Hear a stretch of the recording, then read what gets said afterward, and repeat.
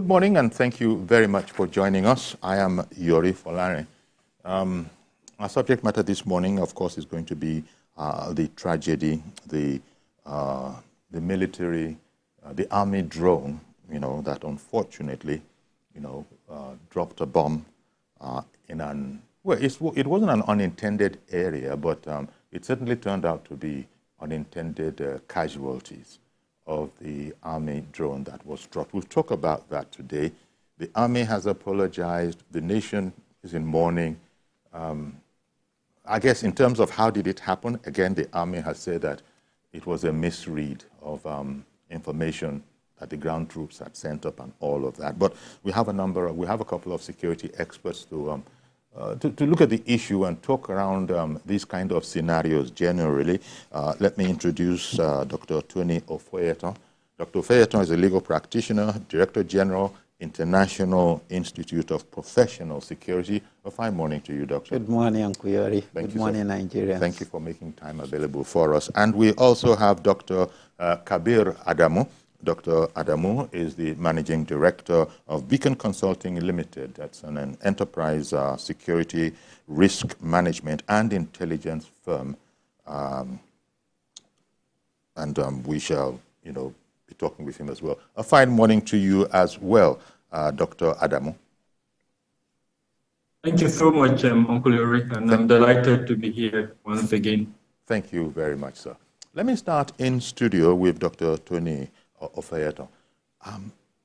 This is a tragedy because it's, I guess, if it were to be between, no, that's not where they use friendly fire. But so that's not where if it were to be an army unintentionally hitting its own troops, friends, allies, then it would be friendly fire. So this isn't friendly fire. This was a mistake, to put it delicately, not to talk of a cock-up, but anywhere from between 80 to 85 casualties, innocent civilians have become the casualty of this. How does this kind of a thing happen often? Does it go as, well, that's what it is in war. Sometimes mistakes like this happen. Well, Uncle Yori, I understand why you are struggling, because we are actually also struggling to really analyze the situation and make sense out of it, while condoling with the families that lost their beloved ones, and also commiserating with Mr. President, because I know recently he uttered a statement which shows that he's really interested in making sure that things like this don't happen again. Having said so, I think it's not the first, it's not the second. Precisely, I think as at last year or so, statistically we are told that we have about 300 Nigerian civilians that have died as a result of, air mishap that were not intended from 2014 all through 2017. If you remember 2017, you remember the IDP bombing that claimed lives of more than 100 civilians and the like. You also remember the one that happened in Kaduna too. The fish farm, you also remember the one that happened in the fish farm too. You will see that all these are similar signatures, and coincidentally many of them happened on a Sunday. That's even one of the coincidences that I think they should also look at. Yes, most of them happened on a Sunday. So now, having said so, you see, one of the things I brought out from this is the purchase of intelligence, of technology, must be backed up with requisite understanding of that technology. Before you purchase technology, understand it very well and understand the use of that technology. You must first of all be a master. Because you are talking of a drone attack and all those stuff like that. Now, in a situation like that, who are those that actually manned these vehicles for the purpose of this attack? It is a lazy man's argument or excuse to say, we made mistake in killing people. It doesn't happen in other climes. It doesn't happen. That's why I asked. It doesn't happen in other climes. Yeah, it's already more or less like a reoccurring becoming a problem. And why it is also reoccurring is because no heads has been lost. Now, in a situation like this, now the military formation have come out to apologize and all those stuff like that. What happened next after the apology? Now, another thing we also look at inward. We've heard about the Chief of Army Staff said he was there, one, to commiserate, but also to be on ground, all of it with a view to ensuring that this kind of thing never happens again. One of the things I think we should also understand is the military's professional training has to do with ground operations. Air Force has the specialty in area surveillance, area operations, and area bombardment and the like. It is in Nigeria you will see, you know, every military, security agencies and organization having a department of everything. I see what you're saying. Of everything. Well, and at the end of the day, it impedes on specialization. Okay, I hear you. But again, it's not so unusual because we hear of other countries where, for instance, to liken it to our case here, the army will have its pilots, will have trained pilots and specialization. I am not in doubt of that. Yes, I am not in doubt of that. Yes. But you see, in a situation like this, where you now have a recurring decimal of things that are similar, we need to interrogate. We need to interrogate. Now, you need to now look at the security formation. Do you have sleeper cells among them? Why do you have this type of thing reoccurring and it's always in the civilian against the civilians? Now, we've not had this type of kill among the terrorists themselves. Indeed. Even though we know that there have been successes that military had recorded over the years against the terrorists, but one major casualty against civilian is too big. Then you are talking of it now becoming avalanche. Indeed. Let me ask Dr. Kabir to also weigh in on this matter. A number of points have been brought up by Tony there. Indeed, a lot of people, first of all, you know, look towards the Air Force. Say, Air Force, what have you done? And the initial reports that came out was the Air Force said that we were not conducting any operations. And then it was later to come out when the Army owned up and said that actually it was one of its pilots. And so the question of specialization comes through. Look, the ground forces were said to have been sending up information, but we hear that the coordinates were mistaken, and this is what led to where we have. So I would have thought that the whole purpose of having ground forces that can send up coordinates to, you know, the Air Forces over up there, not the Air Force, but its own Army air, you know, support up there. How can you make it make sense that coordinates were wrong, mistakes were made, upwards of 80 civilians, innocent civilians, were bombed? How does that? How can you make it make sense for us to sort of understand the dynamics of what could have gone on? Thank you, Uncle Yori, and just to align with your and that of Tony, you can't make sense of this senseless killing. We're not talking of one collateral damage. We're talking of, at the last count, depending on which figure you want to go with, the State Emergency Management Agency mentioned 85 persons. My own sources on ground mentioned about 126. So we're looking at between that 85 and 100 plus persons that have died. So you really can't make sense of that. However, there are facts that have emerged. And in this instance, at the center of all of this is intelligence. Most times, the capability of a military force in the airspace is determined by capabilities that are also on ground, especially, and I want to emphasize this point, we're talking of an asymmetric warfare where the bad elements mingle together with the good elements. In most instances, actually use the good people, the good elements as cover specifically for the purpose of reducing this type of air attacks against them. And so the need for prudence, the need for being circumspect in taking actions and measures that would result in mass casualties should be the number one guiding principle of the deployment of such assets. So when, for instance, the feedback we're getting is that there were some error in the misinterpretation of the coordinates that were sent, that was sent. I don't want to think that the Army should give us that. If it was the Air Force, then perhaps one would even look at that as a possible issue. But the Army is a ground domineering force, as it were. Their 40 is actually on the ground.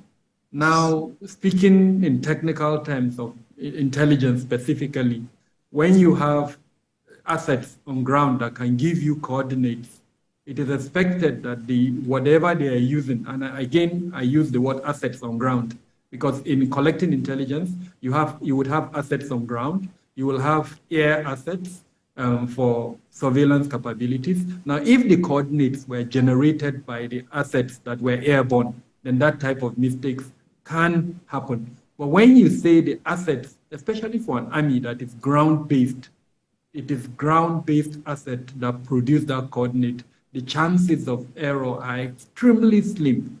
So I would most likely look at other possibilities and not necessarily errors in coordinates from assets on ground.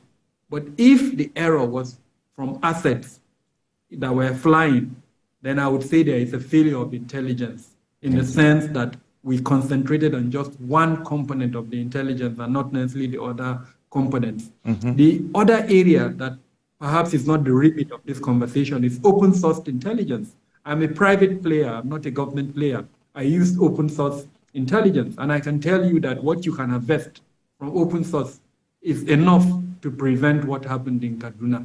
In other words, we need to, in details, interrogate how we're collecting and how we're using that intelligence. Mm. I know maybe in the course of the conversation, we'll look at the inquiry that has been, promised by the president and probably by other arms of the government, so we can discuss all of this. Indeed. Thank you initially, Dr. Adamu.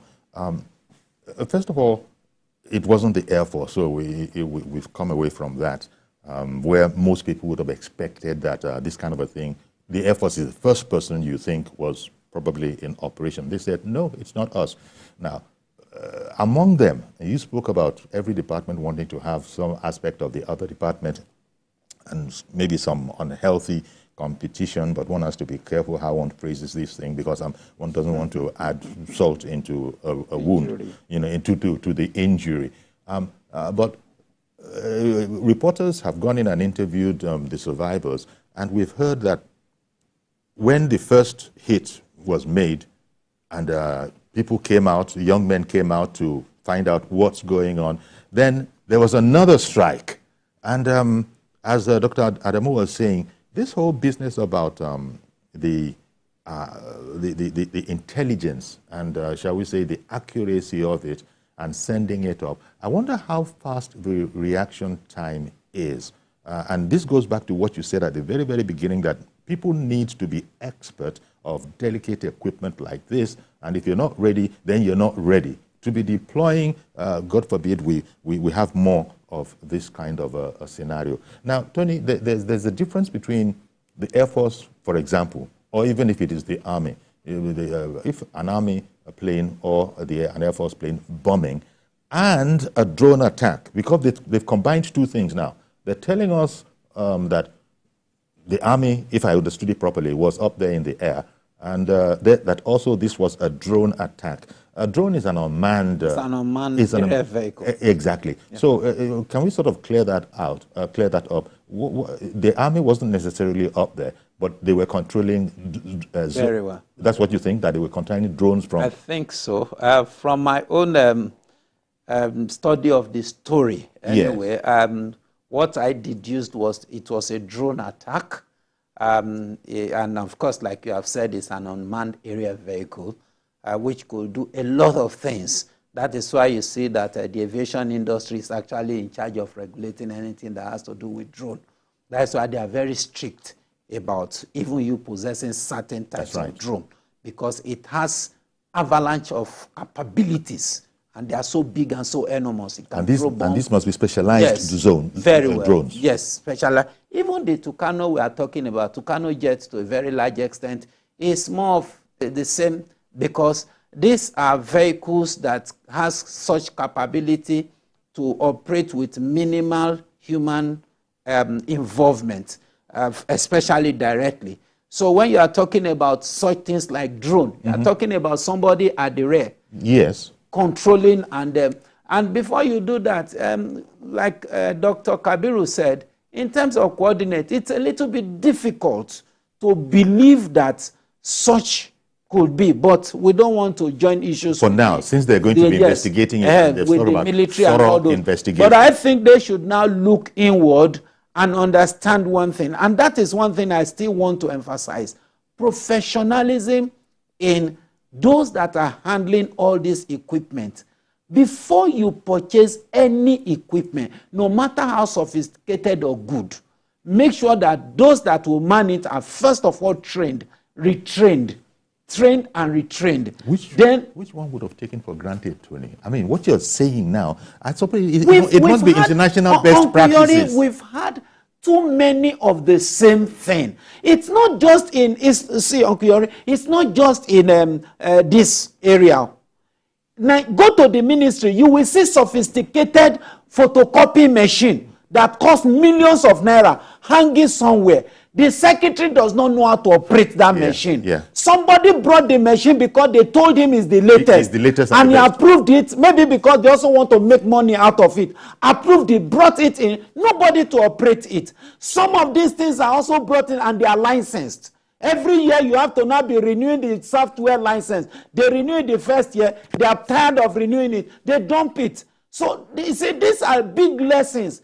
And for other agencies, look, when Mr. President came on board, I remember the first thing he did when after appointing the NSA was to call all the security heads and told them he wanted a symbiotic relationship among them. Now, if that is the mandate of the president, why would Army conduct an air operation without the knowledge of the principal person that is supposed to be in charge of area operation? Now, Dr. Adamu, what do you say to that? Because, again, that is the logic that most ordinary Nigerians would follow. Yes, we hear that the army can have planes, the army can have pilots, but when it comes to this kind of, any kind of warfare, the first person you think of being the specialist there is the Air Force. So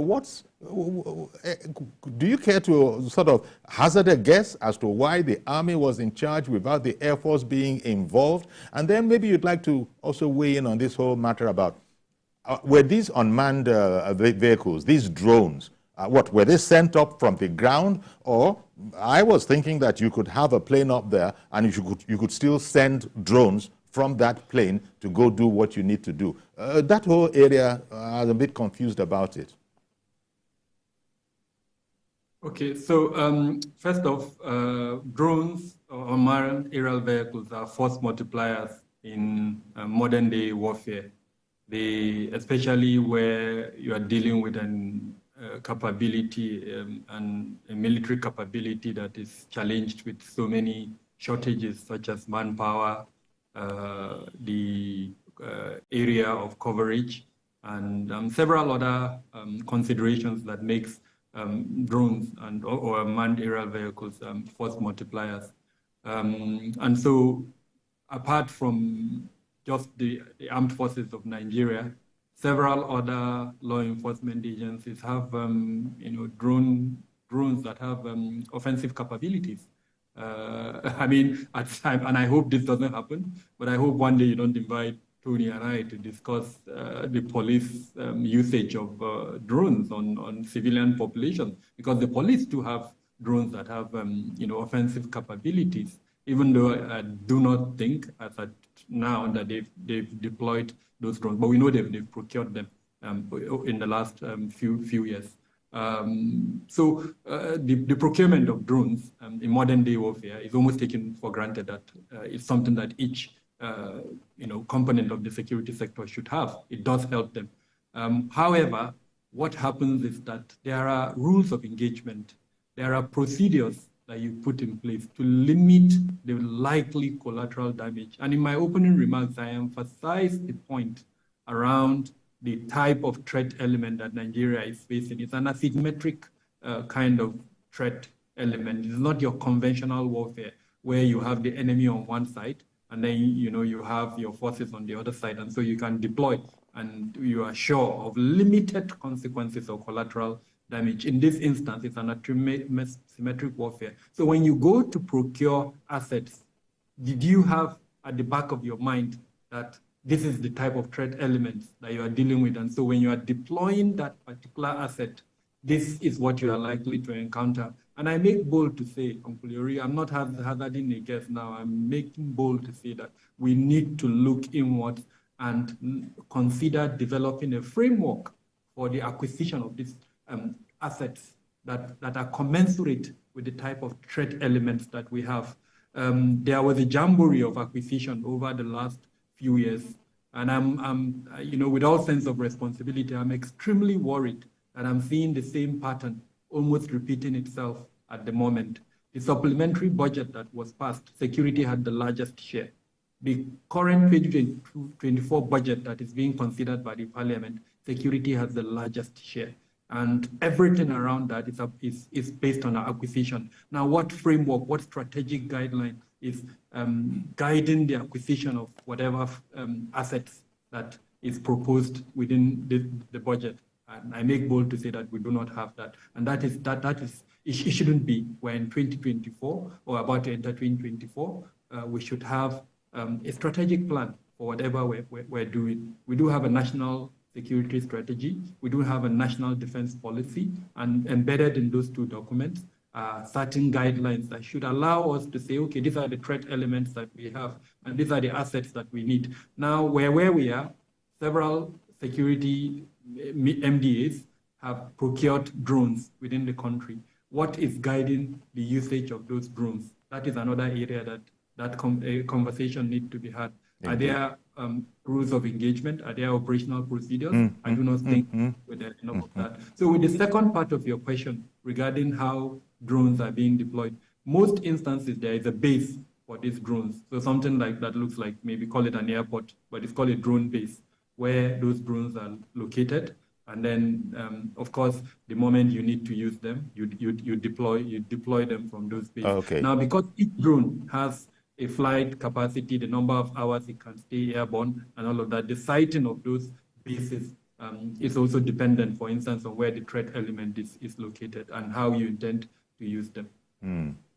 Okay, thank you, Dr. Adam.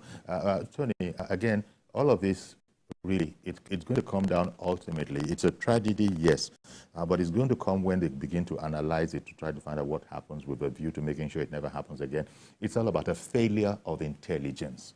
And we've heard that the army actually had observed movements of the terrorists, of the bad guys, the robbers or whatever, the proposed target. They had actually determined that there was activity by them in the area. But then, I don't know, they had pulled out. So it brings me to the thought, the question of, are they not able to keep apace with the changing dynamics on the ground? Is the software or the communication not as fluid as that? So that look, what I noticed, what I noted 2-3 minutes ago, can't I just say that hold it, abort? It's not like that anymore. They've moved. So, to put it in a very crude layman's way. I understand you. Let me start by saying that intelligence is time-bound. And intelligence that is not used as at when it ought to be used would have been like a corrupted flash, that virus has entered. Or like an old newspaper. Or like, thank you. Well, at times, if you have not read an old newspaper, it can still be valuable. So, but you just won't be cutting edge. Yes. So we must understand something. I keep saying this, you know, you have the sleeper cell. What the sleeper cell does is that they penetrate every adversary organization, especially the terrorists, basically to get information. When you say sleeper cells, that's having our men embedded with the bad guys secretly, so that they don't know that these are men. Or people that are sympathetic to the cause of the adversary. Okay, and are able to give internal information. Yes. So that is why you see things like ambushment succeeding and all those stuff like that. Either because you have a mole, sleeper cell, people that are sympathetic to the cause of the adversary. Because if you talk about the fact that, let us assume and concede to the fact that there was intelligence that these people moved to X and Z location. And as a result of that, you know, there was that bombardment, the necessity of that bombardment. Now, what is the time frame between when you got that information and when you launched the attack? Now, the time frame becomes very instructive because you are talking of people that are moving. You remember Dr. Kabiru said something about asymmetric warfare. Now, human shield are actually the protective vehicle of these people, the terrorists. Now, if they are not in the rural forest, the real forest, and they have to now relocate into the people, that means that your ground force and your area force must work coordinately at the same time always. That means that your communication system must not be breached. In other words, it must not be tampered with. It must not have been tapped. Ground force and area force, in this case, the ground force and the area force was one and the same. Well, we're talking about the army. Yes, that's unfortunate. However, they can even be the same. But the issue is, were they working together in terms of timing? The different departments. Yes, of the army in terms of timing as at the time of that operation. Because at times, you see, I give it to the military because at times, because of the principle of need to know in intelligence, you may not inform everybody. Yes, it may just be those that are in that operation at that time that needs to understand the modus operandi of that operation as at that time. Yeah, I hear you. You know, so because of that, there may be limited information. But the information, the question is, how secured is the information? What is the timing of the dissemination of the information? Did you cross-check in terms of intelligence? You know, intelligence is in process. Okay. When you have processed it, you also have to look at it and be sure, because as it is now, we are crucifying intelligence. And intelligence may be saying, I'm not guilty. We're not even the one crucifying it. Even the military themselves said that, you know, the intelligence was faulty. So, that is to say, a mistake was made. But let's take a quick break. We'll be right back to continue with this conversation. And maybe take, you know, not maybe, we want to take inputs from you at home. Stay with us, please. We'll be right back.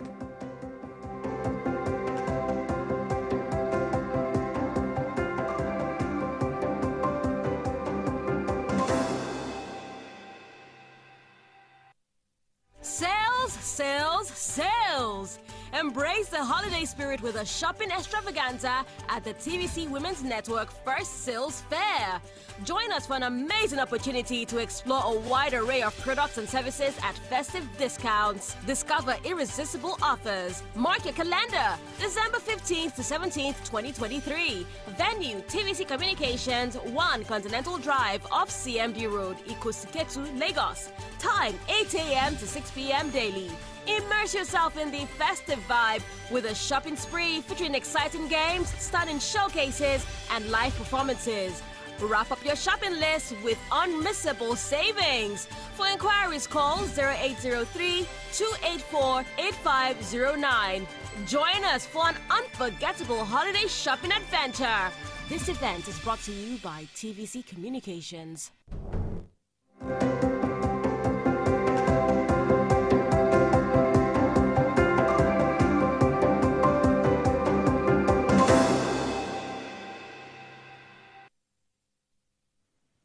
Okay, welcome back, and we're looking at the tragedy, quite frankly. Don't know what else to call it. It's an accident that happened where the armies, we're talking about, security assets now, were actually deployed against our own. Talking about Tudumbiri, where anywhere from, over 80 to around 120, depending on what account you are hearing, were killed. And clearly there was a failure of intelligence, and we've been looking at that. It's unfortunate, but you can see, well, I don't know if you can see, but Tony Ofeyeton, Dr. Ofeyeton, lawyer, Director General, International Institute of Professional Security, is my guest in studio. And remotely, we have Dr. Kabir Adamu. Dr. Adamu is Managing Director of Beacon Consulting Limited. Now, there you go. Dr. Adamu is remote. So I imagine that in this operation, the military was remote. But here you are. I needed to talk with Dr. Adamu, and I got Dr. Adamu on there. What's happening if remotely I say, okay, it's Dr. Adamu, and then I find that it is somebody else, a totally different unintended target that is on there. So that leads me to the question, Dr. Adamu, of comment. Tony has already commented on it, but comment on this whole matter about the lapse, the time lapse between when information is received, for instance, the information that, yep, there are the terrorists there, and when, for instance, there aren't the terrorists there anymore. Is it something you can, as it were, turn on a sixpence, as they used to say back in the day, that you can do that you can turn and sort of abort what would have become a calamity? Because it is also known, and it is also said, even I think in the Middle East and Hamas and all of this, it is said that some people are alleged to be mixing themselves up with the civilian population as a kind of shield, knowing that the military is going to be reluctant to strike at where they feel there can be what do they call it, civilian damage. So what's going on in there as far as you can decipher, pending when investigation is concluded and we begin to get some results? What's going on where the military has information, you order a strike, and it's too late to unorder or to cancel or to abort? What's going on there in the timeline? It's never too late to call off a strike that intelligence reveals, the target is not the intended target. In this instance, there has been several instances, I think, and Tony mentioned it at some point, where such collateral damages have occurred.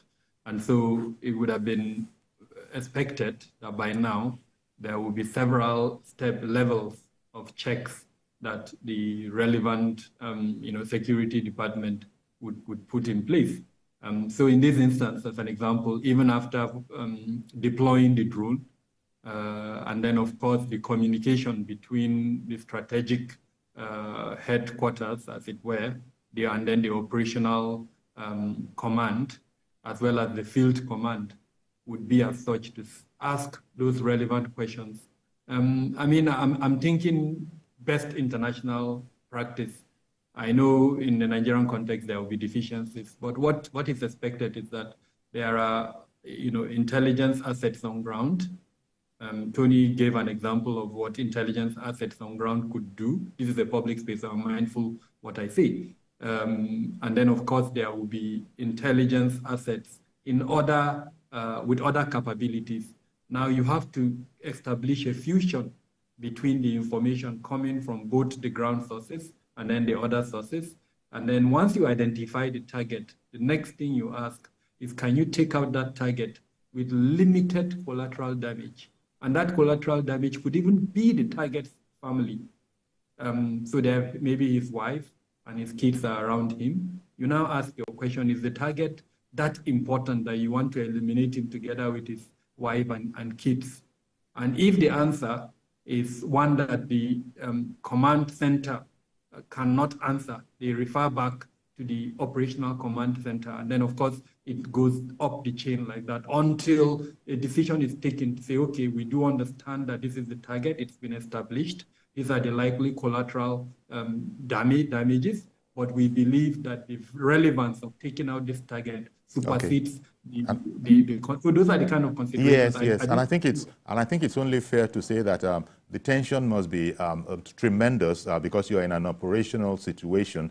So effectively, you're in the middle of a crisis. And as you were explaining it to us, the step by step, all of this would have to be happening in seconds, I imagine, nanoseconds. But Mr. George in Ikeja, thank you for calling in. Good morning to you, sir. Good morning, Uncle Yori. And I greet the two doctors of security that you are talking to. Uncle Yori, what happened, is very, very unfortunate because lives were concerned and nobody would be happy to see something like that happening because we all know what it means to lose somebody in that manner. But Uncle Yori, I am a bit disturbed at the reactions of some of us Nigerians, especially in the media. The army made a mistake, obviously a mistake. I don't want to believe that he just deliberately used drones to kill fellow Nigerians. Obviously, it's a mistake. It does happen from time to time. Even the U.S. that has the most sophisticated military in the world, they do make such mistakes. They made such mistake in Afghanistan. They made such mistake in Iran and hit their own military men on ground by mistake. We are not looking at it as if it is mistake. The way and manner I'm seeing some reactions could demoralize our military men. I saw the body language of the Chief of Army Staff yesterday when he visited the scene. He was looking demoralized. That's what I could see. And we already, anybody wants to see or know the importance of security personnel, let us withdraw the military, the Air Force, the police, and all the intelligence agencies for 48 hours. They will not work. Okay. And criminals will overrun this country within that 48 hours. Sure. Then you can know their importance. So when they make mistakes, we should, amid the pain, we should also understand them. I saw somebody on channel television, yesterday. He was ranting and virtually condemning every military in this country. All the service chiefs should be retired and they should be tried just for making a mistake. Yeah. Another elders forum in the north says the former Chief Justice of Nigeria should be brought to come and investigate and kill all of them. All these are extreme comments. Yeah, indeed. I hear what you're saying. Thank you very much for calling in, George. But the tough questions still need to be asked. And there are statements that those of us that are not really going to be involved in the investigation of it can sort of say, you can't fault, such as has been made by you and Dr. Adamo, that one needs to be sure of the utmost capability of all those who are going to be involved in the use of such equipment, such assets. You guys have been using the code security assets. Well, yeah, that is what it is. It's like, look, it has to be as precise, I would imagine, as precise as that of a neurosurgeon. That kind of precision. You can't afford for it to be any less. Now, can we say that such a level of precision is what obtains in these fields that we are addressing now, that we're talking about now? I guess those are the kind of things that will be brought out in the investigation. As for the Chief of Army Staff looking, well, he would have been looking, I'm not too sure about demoralized, but he's the same as us. He's a Nigerian. And the Nigerian lives have been lost. So there's no way he could have been as sprightly as you would have expected him to be. But going back to this whole question, because I think it has been called out again, the utmost level of training, it's not, look, when it comes to all these technical things, I have my issues sometimes with us, my fellow countrymen. Look at the, what is it now? The electricity supply. Okay. They said it's a small thing, go online, go and do it. Nigerians will phone in and tell you that it's not been able to be done. It's not been able to be done. It's not just electricity alone. And so many things. Many government parastatals that will ask you to go online. And do it. There is always a consultant you have to revert back to. So it's not working. And so that's why, but you see, all of those, pata, I won't get my passport. Pata, I won't get my meter, realigned or whatever it is. But not where a life could be lost. Nay, 85 to 120 lives could be lost. we want to be very, very sure. It has to be as precise as a neurosurgeon working, is my own layman sort of I think, contribution Uncle Yori, to it. Sorry, sir, let me quickly bring in Mr. Joshua, who has also called in from Irewolide. Good morning to you, Mr. Joshua. Good morning to you, sir, and good morning to your guest. Yes.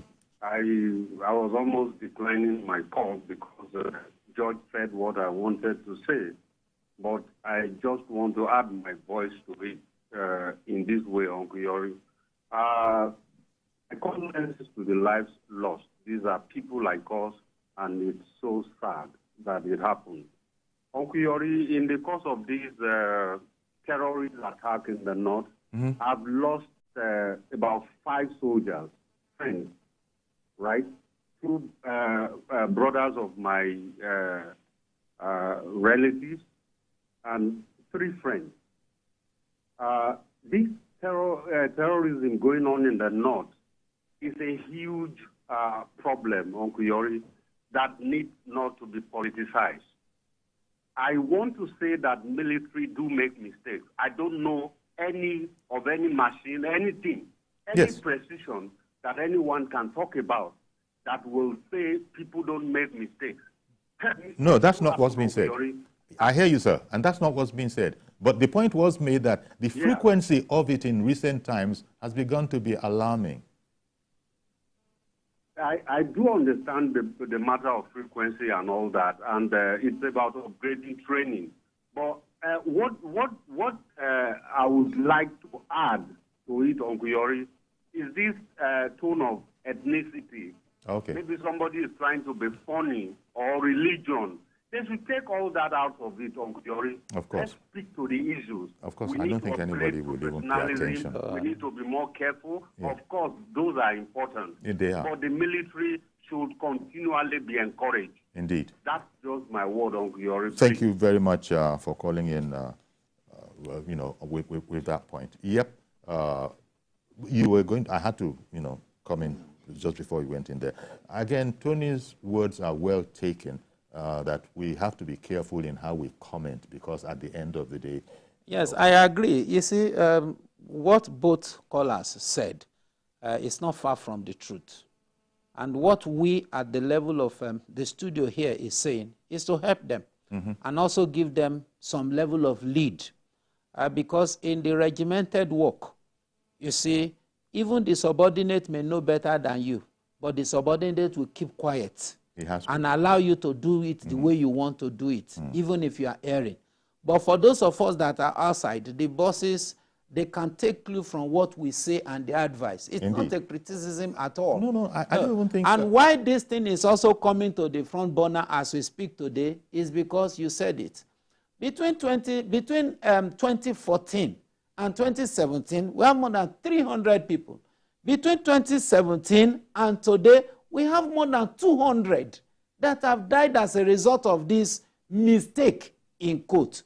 Now, the truth is that you don't keep making the same mistake. You have to go inward, because people will react. It's going back to... it has nothing to do with whether we are treated. As Mr. Joshua just said, it goes back to training and retraining. And you had also mentioned this before. It's as simple as that. Training and retraining. We salute, in short, I personally, spirit, soul, and body salute the military formation. Indeed. When we are sleeping, they are in the bush and in the forest. So there are a lot of things they are doing to make sure that we sleep peacefully. Yes. And we just have to encourage them. Let me take on Prince. Prince is calling in from Kaduna. Good morning to you, sir. A very good morning to you, Uncle Yori. Thank you for calling in. And I have great thanks for your guests as well. Yes, thank you. 2 of your contributors have already said 1 or 2 things, but I just want to add mine into it. Sure. What I discovered really is that sometimes when there are mistakes, we as Nigerians go to the extreme to demonstrate our anger on the mistakes. For example, now, all the lives that were lost, even a single one, is very, very essential and important to us as Nigeria, because we that are talking to, we have our lives to lead. And those that left, they had their lives, they had their aspirations their ambitions in life. But these people that are struggling to see to our safety, they are doing that thing at their own life, with their blood, with their lives as well. How many of our soldiers had gone into this challenge? And we can say that is their work, good. But the challenge here is that if there is a mistake, all we need to do is to encourage them. Had it been that the report has been that so-so date, the bandits, so-so numbers were hacked down, we will all clap for them. But the situation now is that there is a missed target. And therefore, don't let us add to their wounds. They too are wounded because they cannot easily think that they should do this. But it has come. I can see the chief of army staff yesterday by the graveside, getting emotional. And you can see with uniform on him, it's not easy. But all these our analysts, all these our experts, they will just go and then give serious condemnation. If this flat condemnation is given and they refuse to act next time, then we shall all suffer for it. Please, let us help them. Thank you very much. Thank you very much, Prince, for calling in. Indeed, your words well taken, and I don't think any analyst of ours, will, condemn outrightly like that. But we still need to interrogate the matters. The president himself, the army themselves have said they're going to be conducting investigations into all of this to be sure that it doesn't happen. And so we've been talking that if a mistake was made, it is only God that is perfect now that will not make a mistake. But our analysts this morning, for example, on this studio, they have pointed to the fact that, look, it's all about expertise and, upgrading that expertise by training and retraining. And we all see that. Nobody wants this mistake to happen, least of all the army. And and these are our heroes. These guys in uniform, they are our heroes. We support them unconditionally, as a matter of fact, let it be said. And so we expect nothing but the best out of them. I mean, if Nigeria had a rocket program, you would expect only the best of the best to be in the charge of those rocket programs. Nobody wants a ship to go up and then explode before our very eyes. So that is the kind of thing that is being alluded to, that has been spoken about by both Dr. Adamu and Dr. Ofoyeton here, that it goes back to training and retraining. But the point is well taken that I don't think anybody's going to pay any attention whatsoever to any joker that is bringing in ethnicity or religion or anything like that into this. None of that is going to fly, and I don't think anybody's taking any of that seriously. But Dr. Adamu, to quickly come back to you, I suppose the point about continuing efforts to make sure that training and retraining brings these kind of mistakes down to the barest minimum must certainly be the objective of the country. Yes, that, and then additionally, improving standards. The military has a standards unit, so that standard unit needs to come in and look at the deployment of these assets. Exactly. I don't want to leave this point. We're facing an asymmetrical threat. That threat is within us. So when we're deploying assets that have the capability for mass casualty, we must make sure that we have taken steps to reduce that mass casualty, and it is that standard department. Now, the failure to do that, and that's what Tony has mentioned, there has been a consistent failure to do that. That means the National Assembly, the Parliament, and perhaps even the judicial arm of government needs to come in and now look into the military operations and strengthen those standards so that civilians are protected. Now, why is this important? And I want to address the three callers specifically. We are saying this because you cannot win a counterinsurgency operations or an anti-banditry operations if you do not win the hearts and minds of the people. And the only way you can win the hearts and minds of the people is if you demonstrate to them that you are not willingly killing them. And sadly, we need to demonstrate that through accountability. I hear them. I hear you when you say the Chief of Army Staff face showed remorse. But what would even be more convincing to the people is for him to show accountability. Who was responsible for that mistake and what has been done to that person? That is what he needs to address. Indeed. Well, thank you very much. In fact, time is fast running out now. But the important thing here is the patriotism of Nigerians and the support that they have for all our men and women in uniform. They are saying that, look, this has happened. They are looking at commentators. We are not just talking about commentary here. We're talking about expertise and, giving you gentlemen giving us an insight into how it shall go. The military itself has its own standards. I'm sure that they're going to be investigating this. It's not a cliche, with a view to ensuring this kind of thing doesn't happen again. We are all used to an air crash happens and all sorts of investigators come around from all over the place to analyze that accident, how it happened, where something went wrong. I imagine that the army is going to, I don't know if it's just the army, our military is going to be investigating that as well, without prejudice to the fact that Tony has said that it's not the first or the second time in recent memory.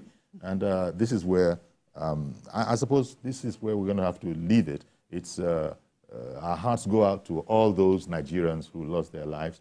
There's a sense in which it doesn't diminish our support for the military, but the needful still has to be done, right? We all support the military, I must say. And I think that should be my own parting statement, as it were.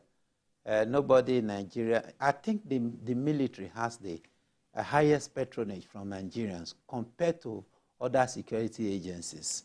I must tell you that we love them, yes. and that's just the truth. You see the emblem you are bearing, you see the emblem I'm bearing. Yeah, here we are, exactly. Yes. Yeah, it's the Armed Forces Remembrance, so we hold them in very, very high esteem. Extremely high esteem. Yes, because like one of the callers said, they more or less like give their life to secure our lives. For which we appreciate their eternal, sacrifices. Yes. But we've got to leave it here now. So let me just thank Dr. Kabir Adamu. Thank you very much, Dr. Adamu, for coming on the program this morning. And thanks to Dr. Tony Ofoyeton in studio as well.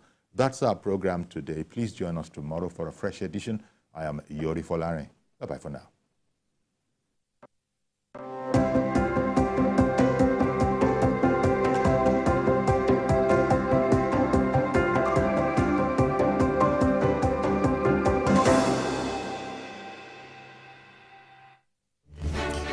Hi guys, I am Kehinde Bankole. Come with me as I take you to the homes of some lovely DSTV customers to find out what they enjoy watching during the holiday season. Who hides the remote control?